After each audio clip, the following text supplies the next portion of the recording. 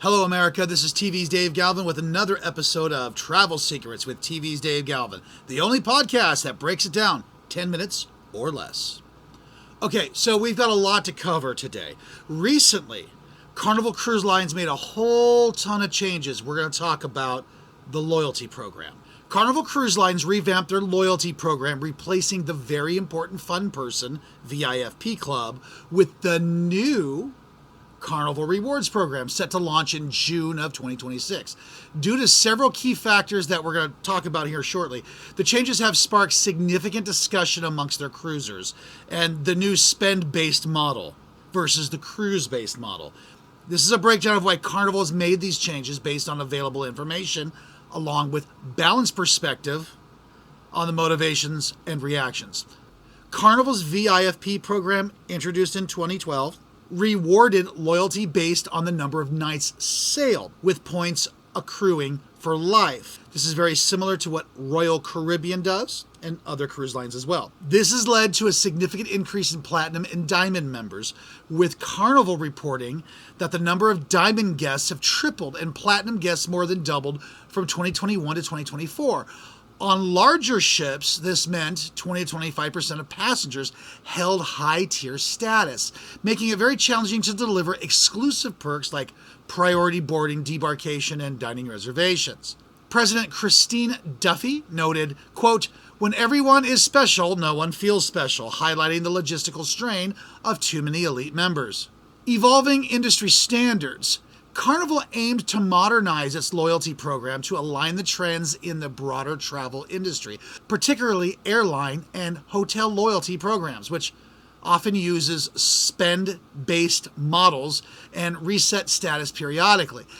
Duffy emphasized that the cruise industry was lagging in adopting such systems, and Carnival wanted to be a pioneer with a cruise industry first by introducing a points-based system that rewards overall engagement, not just the nights sailed. This shift allows guests to earn rewards through cruise fares, onboard spending like spa, dining, casino, and everyday purchases like the new Carnival MasterCard. The new Carnival Rewards program introduces a dual earning structure. Status qualifying stars determine tier status, and redeemable points can be used for onboard perks like dining or future cruises. This gives guests more control over how they use rewards, unlike the VIFP benefits tied to specific tiers. Carnival highlighted that the program rewards overall engagement with their brand, aiming to cater diverse cruiser preferences. Number 4, managing the program sustainability. The lifetime status model created long-term challenges as even infrequent cruisers retained high-tier perks, diluting the exclusivity.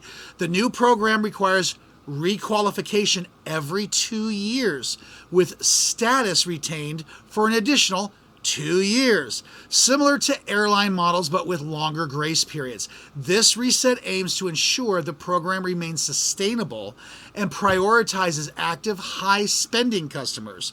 Carnival also noted that the old system's growth made it unmanageable to deliver promised perks on popular sailings like Carnival Journeys. The other thing that's very important is the integration with a new credit card. Carnival is replacing its Barclays Carnival World MasterCard with a new Carnival Rewards MasterCard, which ties directly to the loyalty program. This allows cruisers to earn points and stars on everyday purchases, not just Carnival-related spending, making it easier to accumulate rewards outside of cruising.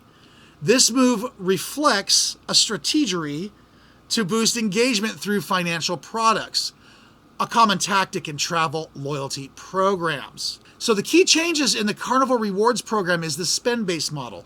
Loyalty status is now based on status qualifying stars. 3 stars per $1 spent on eligible purchases, 1 star per casino point. For example, their diamond status is going to require 100,000 stars, or roughly $33,334 in spending every 2 years.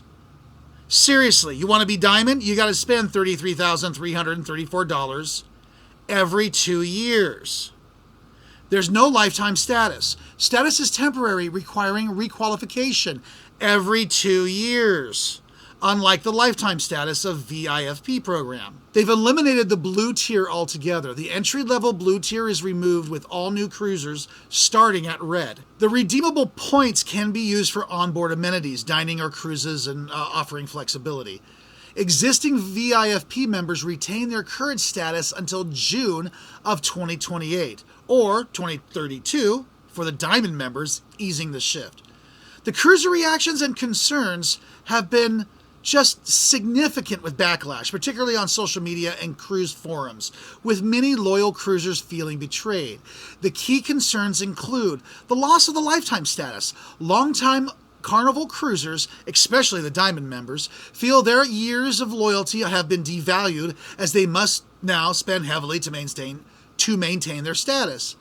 For example, a couple will need to spend $16,667 annually for Diamond status, far exceeding a typical cruise cost, which is $2,000 to $4,000 for a week-long Caribbean cruise. The shift to a transactional model risks severing the emotional bond cruisers have with Carnival, as loyalty feels less valued. Behavioral economists note that the endowment effect, where losing earned status feels worse than actually never having it. The dual points and stars system is seen as confusing compared to the straightforward VIFP point per night model that everybody else does it. Some cruisers are going as far as canceling bookings and exploring competitors like MSC or Virgin Voyages, which offer status matching. Comments on X/Twitter and forums reflect anger, with one cruiser stating, quote, 18 years and 16 cruises? Now it's all about the premium experience. And another saying, quote, I've been sailing with Carnival since 1981. This is a spit in a loyal customer's face. Carnival announced the changes a year in advance to gather feedback and potentially tweak the program. Brand ambassador John Heald has been actively collecting comments via his Facebook page, promising to pass them to executives. Heald hinted at possible adjustments, noting, we announced this a year before it comes into place for a reason, suggesting Carnival is open to refining the program based on cruiser input. The cruise line also emphasized that it will continue to recognize milestones, such as a 25th cruise, beyond points and stars.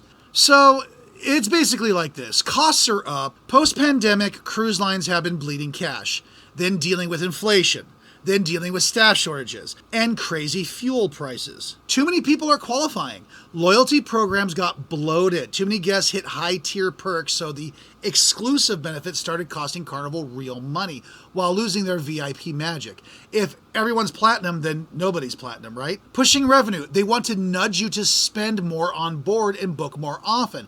Changes in loyalty perks push people to go after new benefits, sail more frequently, or buy add-ons that used to be free. Basically, here's your shiny new carrot, now come chase it. Guest experience. Okay, this is more of a spin that the Carnival Cruise Line uses. They say it's there to improve guest experience, but the translation means keep high-value repeat guests happy by making their perks harder to reach so they feel more special and therefore come back and spend more money. The problem that no one's talking about is how this particular new program feels an awful lot like an airline program. Whereas airlines will actually make money simply because business travelers are constantly getting on a plane and traveling.